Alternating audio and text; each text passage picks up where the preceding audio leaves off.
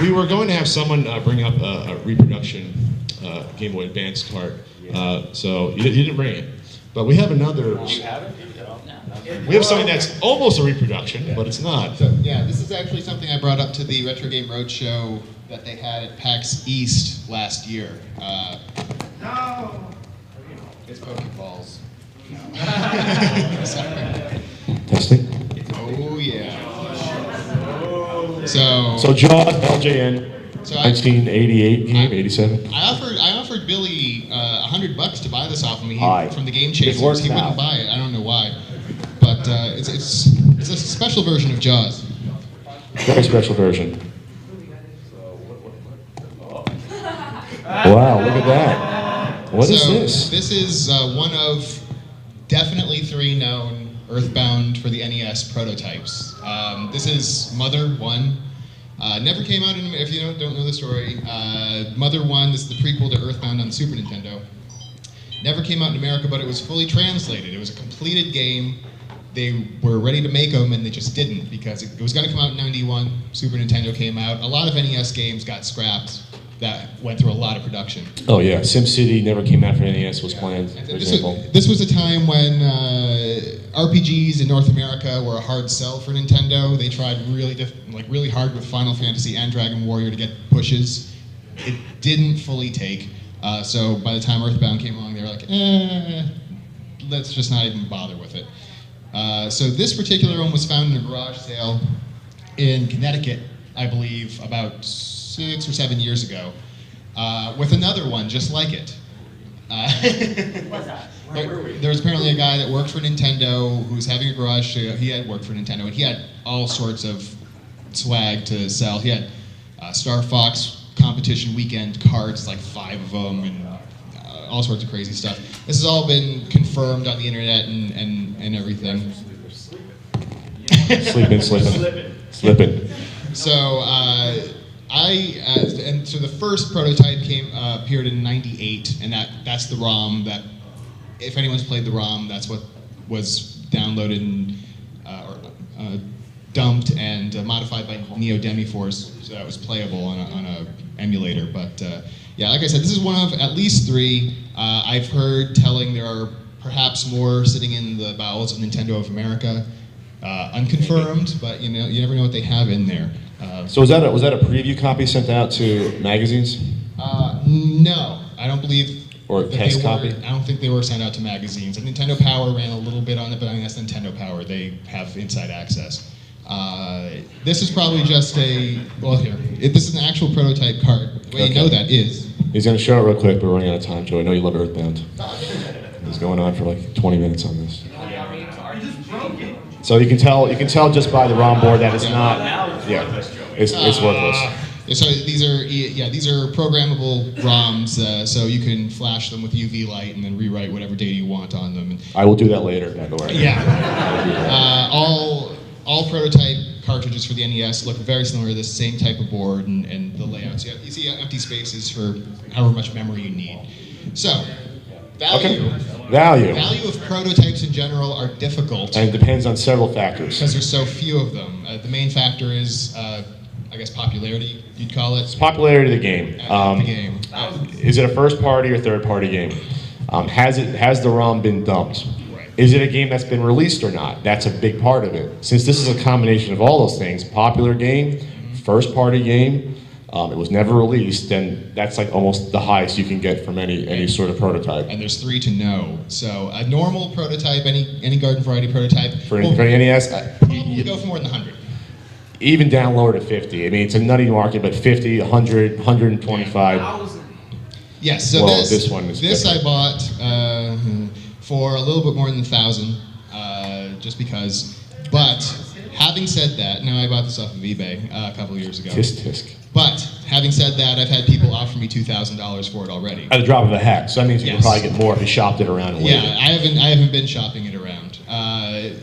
And the guys at the actual Retrogame Roadshow, Frank Cifaldi, Chris Kohler, they verified that. They said, yes, if you found the right collector, because mother fans be crazy. How much did you spend on that Earthbound air, freshener? $5? No, it was about 200. Oh. That includes shipping. Mrs. Rose, 200. So that's the story of that one. So is there somebody here named John who has a piece of apparel? There we go. All right. I love apparel stuff. I have one here to show up afterwards. This is cool. I saw this come in the email. I was like, this is stuff I like. Not just a game now. Look at this. Oh, that's sweet. So, yeah, just thank you. Break my kneecap. All right, so why don't you tell us about this shirt? Well, I don't really know a whole lot about it. All I know is I went in Goodwill with my sister. She wanted to go in and look at something to see if they had anything. And I'm looking in the back, because they have like electronic stuff in the back, and I saw the shirt, and I recognized the Ba-Bomb.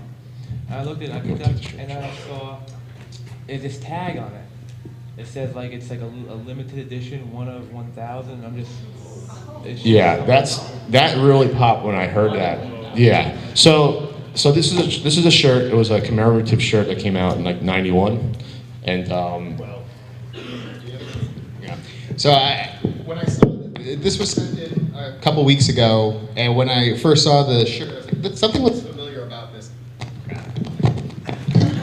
Something looks familiar about this, but also here you go.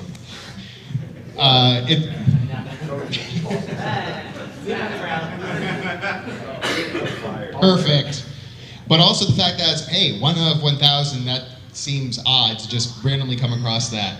So I actually remember and looked back up, there was an article on Kotaku a few years ago about this company called Terrell. And they basically made these throwback, Full series about fun action series. You get power-ups and stuff, and it's cool. So yeah, he's ripped. So Power Blade 2, at least 80, 90, I think, for Panic Restaurant. Power Blade 2, we're looking at, in terms of value, that's probably at least 80 or 90 at this point as well, at least. There's only one on eBay right now. Just one on eBay. They're probably asking like 40. Yeah, well that's not going to sell. But Nobody's selling their stuff. no one's selling it. So yeah, a lot of NES collectors right now, a lot more people got into it the past few years are trying to complete their collections. So these are prime examples of games that are hard to come by. You're not going to find these for sale here that are live. Thank you for bringing them. Awesome. Anything else? Is there time for anything else? Neo Geo Pocket Color. I know nothing about Neo Geo Pocket Color or Neo Geo Pocket. So we have a minute before we have to close this out. So real quick, what do you got? How you doing? My name's Jonathan. I'm from Texas. Great. What do you got, Jonathan? This is lightning round. Your pocket right there. You can just look at that. All right. So this came out in the U.S. There was a black and white version and color version. It's a portable system. Not many people bought it. Show them the system real quick, Joey. It's a great handheld system. It has a cult following. It's a quality system. Yeah, mechanical joystick, a very clicky sound, very satisfying. Good for fighting games, even though it's tight and small screen.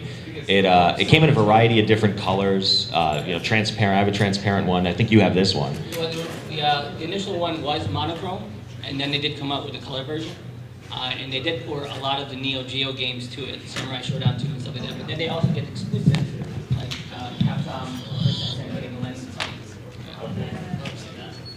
So you had, I think we're looking at probably $50 loose. Actually, you can get a for $50 box.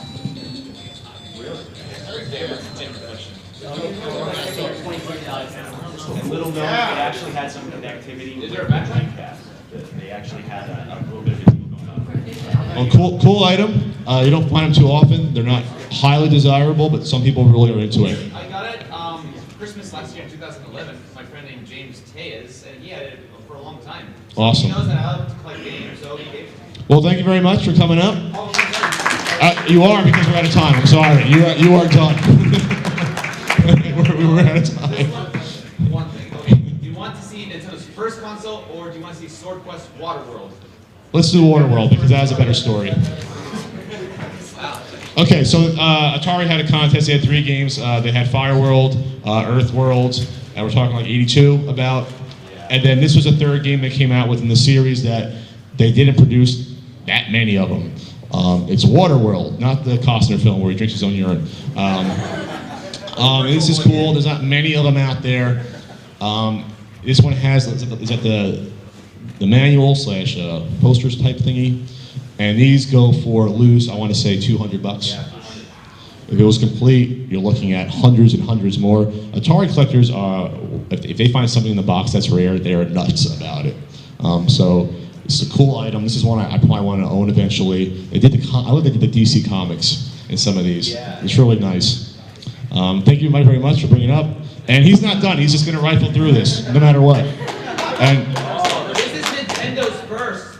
Nintendo, yes. Nintendo in the 70s, they did a bunch of electronic items. They did toys. This is a Pong set. They did love testing machines. They did a bunch of stuff. I'm not making that up. So this is a cool item. It's a Pong system. It probably plays Pong with a bunch of different like tennis and squash variations. Yeah.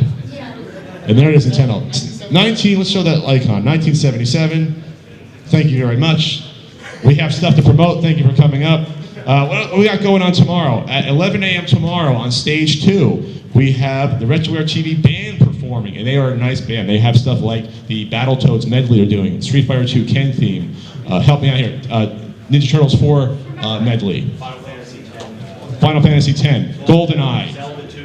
11 a.m. Yeah, the name of the band is On Being Human.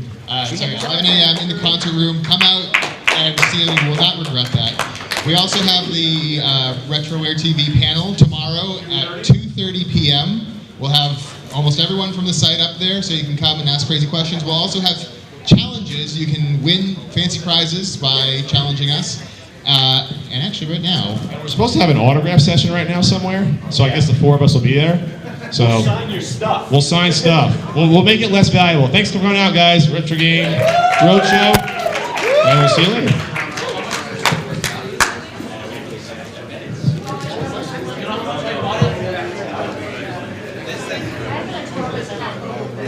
That one.